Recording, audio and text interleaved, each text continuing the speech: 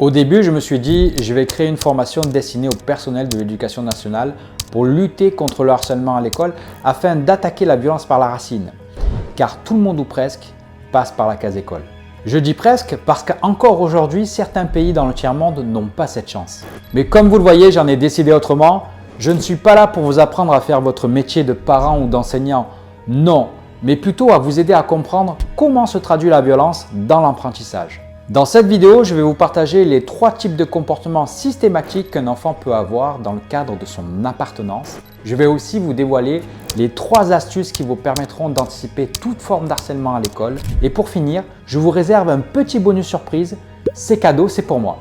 Je suis persuadé que c'est un sujet important qui vous touche particulièrement. C'est la raison pour laquelle je vais vous demander de bien vouloir rester jusqu'à la fin, car je vous dis tout juste après ça.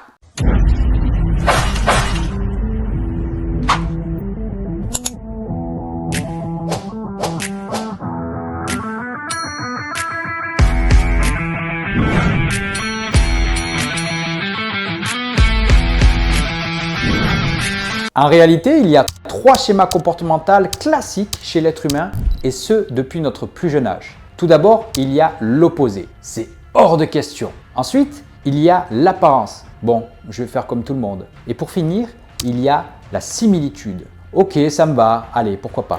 À chaque violence qui est perpétrée, l'enfant va reproduire inconsciemment l'un de ces 3 schémas. Prenons les besoins fondamentaux de la pyramide de Maslow. Maslow, c'est qui? Eh bien, c'est un monsieur qui a décrété 5 critères, si vous voulez, en termes de besoins fondamentaux pour pouvoir vivre, tout simplement. Donc, le premier d'entre eux est l'aspect physiologique. Boire, manger et dormir. Ça me paraît évident pour vivre, voire survivre même. Ensuite, vous avez le besoin de sécurité. Là, on est en plein dedans avec la violence. Franchement, on ne peut pas faire autrement. C'est quand même vraiment fondamental. Et le troisième besoin, c'est l'appartenance. Stop! On va s'arrêter sur ce besoin d'appartenance et on va légèrement développer. En fait, l'appartenance à un groupe est un besoin qui ressurgit fortement du fait que l'école devient un repère pour nos enfants. Il faut partir du principe qu'apprendre à vivre en société est un combat de tous les instants et ce, malgré l'éducation de nos parents. C'est un déséquilibre constant qui s'installe progressivement. C'est d'ailleurs pour ça que la plupart des enfants se cherchent et mettent du temps à se trouver. Il n'y a qu'à voir avec nous, regardez ne serait-ce que pour la coupe de cheveux, les habits, peut-être qu'on n'est plus dans le même style qu'à l'époque. Vous voyez, ça peut changer. Pour résumer, chaque comportement a son lot de complexité et comporte 3 phases dans celui de l'apprentissage. Il y a l'observation, le test et la pratique. C'est grâce à cette prise de conscience que vous pouvez envisager de combattre l'harcèlement à l'école. D'ailleurs, je tiens juste à préciser que les astuces que je vais vous dévoiler à présent sont destinées au corps enseignant, mais aussi à vous, parents. Faites-en bon usage et communiquez un maximum autour de vous pour prévenir la violence que subissent vos enfants au quotidien. Maintenant, place aux astuces, c'est parti, suivez-moi. Astuce numéro 1, faites une charte commune autour des valeurs humaines telles que le respect, l'écoute et la solidarité. C'est 3 valeurs humaines importantes pour vivre en société. Astuce numéro 2, posez le cadre. Admettons que vous soyez enseignante ou enseignante dans une école et que vos élèves ont toutes et tous des téléphones portables. La dernière fois, quand vous aviez fait cours, tout le monde était en train de pianoter sur son téléphone portable et ça vous a dérangé fortement. Du coup, vous avez mis à disposition à l'entrée une boîte dans laquelle ils pourront déposer leur téléphone portable. Mais avant tout, vous allez leur expliquer pourquoi en fait vous faites ça. La raison est simple. Vous allez leur dire, écoutez, moi la dernière fois, j'ai essayé de vous enseigner quelque chose de très important. Je n'ai pas pu car vous étiez toutes et tous en train de pianoter sur votre téléphone portable et pour moi, c'est juste pas possible. Donc dorénavant à présent, vous allez devoir déposer votre téléphone portable avant de commencer le cours. Si vous n'êtes pas d'accord avec ça, eh bien vous sortez de la salle. Aucun problème. Mais moi, les règles, c'est ça. Prenons la même situation et transposons-la dans le cocon familial par exemple. Admettons que vous soyez un parent d'une fratrie de 4 enfants et que vous ayez envie de passer un excellent week-end avec vos enfants. Le seul hic, c'est que le week-end dernier, vous avez votre aîné qui était en train de pianoter sur le téléphone portable, vous avez le deuxième qui était en train de pianoter sur la tablette, l'autre, le troisième, voulait jouer à la Switch. Enfin voilà, c'était vraiment un week-end écran pour eux, ils étaient partis sur ce principe-là. Mais sauf que vous, ça ne vous convient pas, vous avez envie de profiter des uns et des autres et vous savez très bien que la tablette, que les jeux et tout ça, c'est quelque chose de ponctuel, qu'il faut vraiment modérer et pas utiliser à outrance. Donc, vous allez imposer un cadre et des règles à ce niveau-là. Et bien là, c'est la même chose dans cette situation. Vous allez devoir expliquer à vos enfants pourquoi vous n'avez pas envie qu'ils utilisent la tablette, le téléphone ou la console de jeux vidéo. Vous allez devoir vous expliquer sur ce sujet-là et dire voilà, on ne va pas pouvoir profiter de notre week-end ensemble en famille. Moi, j'y tiens beaucoup pour telle et telle raison. Vous avez vu la dernière fois, ça s'est mal passé. Il y a eu des disputes avec la Switch, par exemple. Voilà, bref. Toujours est-il que vous allez vraiment donner le comment du pourquoi et puis après, par la suite, imposer un cadre et des règles à respecter. Ce n'est pas toujours facile de faire ça, attention, je te l'accorde, hein, je ne vais pas dire le contraire, hein, ça serait vraiment hypocrite de ma part. Mais toujours est-il que si tu parviens à poser le cadre, derrière tu es tranquille. Après il y en a d'autres qui diront, oui écoute Denis, moi j'en ai marre de jouer le méchant flic, mais crois-moi après derrière tu es tranquille. Honnêtement, il faut vraiment que tu réalises ça dans ta tête. Astuce numéro 3, omniprésence dans les altercations et ne rien minimiser. C'est très important ce que je te dis là.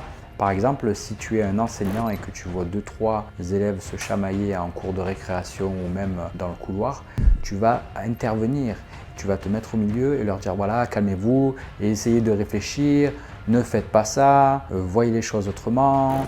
Est-ce que vous voulez que je vienne avec vous en discuter? Vous voyez, vous essayez de trouver des solutions petit à petit. Et si vous êtes parent et que vous avez votre garçon et votre fille qui se chamaillent, eh bien vous allez vous opposer, vous allez vous mettre au milieu et les séparer et leur dire ça suffit maintenant, stop, c'est terminé, vous êtes omniprésent dans les altercations, même les petits trucs, hein. Ne serait-ce que ouais, il m'a piqué mon crayon, il faut vraiment que vous montrez que vous êtes impliqué dans ce que font vos enfants. Pour finir, place au bonus surprise, il faut savoir qu'il existe des comportements qui sortent des schémas traditionnels et qui la plupart du temps se traduisent par un traumatisme survenu au cours du développement chez l'enfant. Certaines pathologies peuvent s'expliquer par l'apparition de symptômes, mais d'autres sont bien plus profondes. Il n'y a qu'à voir le TSA, trouble du spectre de l'autisme, ou le TDAH, trouble de l'attention avec hyperactivité. Et bien là, c'est difficile de déceler le vrai du faux. Il faut un diagnostic effectué par un médecin, il faut mettre une étiquette sur ton enfant. C'est difficile quand on est parent.